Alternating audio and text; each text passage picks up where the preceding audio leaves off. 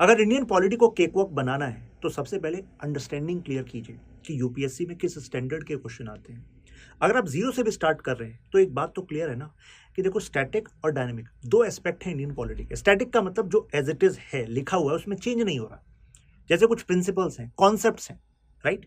अगर parliamentary system क्या है इस पे क्वेश्चन बनेगा तो पार्लियामेंट्री सिस्टम की जो बेसिक आइडिया वो तो चेंज नहीं हो रहा है ना।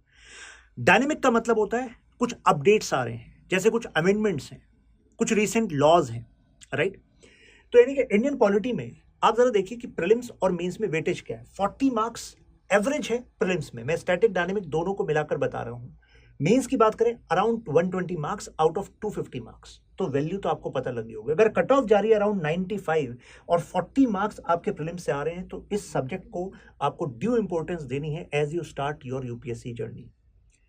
वन सोर्स रखना है फाउंडेशन को बिल्ड करने के लिए, फिर वन सोर्स रखें अपडेशन के लिए, और इसके बाद फिर जो क्वेश्चंस हैं जिसके बेसिस पर मैच्योरिटी आएगी, जो वो प्रीलिम्स हैं, मेंस हैं, उनके क्वेश्चंस वो आप श्रद्धा अनुसार कीजिए। मतलब एक बार आप कर लिया, उसके बाद तो मैं कहता हूं यार टेस्ट जो अटेम्प्ट करने हैं, दुनिया जहां से जो भी टेस्ट मिले आपको, ऑनलाइन मिले, टेलीग्राम पे मिले, मार्केट में मिले, टेस्ट अटेम्प्ट कीजिए। और जहां पर भी आप पढ़ रहे हैं, जैसे अगर आप यहां पर मेरे साथ इंडियन पॉलिटी करते हैं तो मेरी गारंटी है उसके बाद आप कहीं से भी कोई क्वेश्चन लेकर आएंगे, you will find yourself confident there.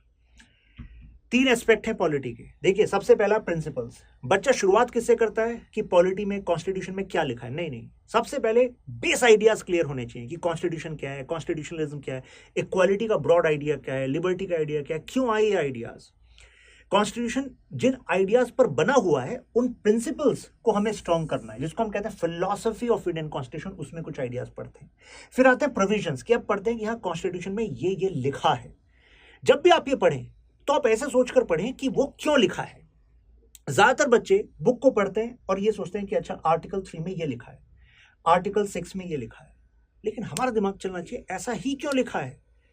तो अगर क्यों आपने पकड़ लिया इंडियन पॉलिटी का, तो समझ लीजिए कि एसेंस आपने पकड़ ली इंडियन पॉलिटी की, फिर everything will become cake walk for you. फिर आते हैं प्रोसेसेस, डायरेक्ट क्वेश्चन जो प्रोसेसेस पे होते हैं कि भाई appointment process, removal process, for example किसी बिल को एक्ट बनाया उसका प्रोसेस, कुछ बेसिक क्वेश्चंस यहां से आते हैं। बट मेरे हिसाब से प्रिंसिपल्स को सॉलिडिफाई करना, प्रोविजंस को सॉलिडिफाई करना और कंटेम्प्रेरी से लिंक करना, यही आपको एज देगा to handle prelims questions and mains question, जिसको मैं ट्रैप कैटेगरी में रखता हूं। जैसे इस बार का आपने जीएस पेपर 2 का देखा होगा question paper, apart from 3 questions, other questions were having certain tricky part. लेकिन अगर आप इस स्ट्रेटेजी से चले और साथ में आपने काम किया तो definitely you are going to have good score.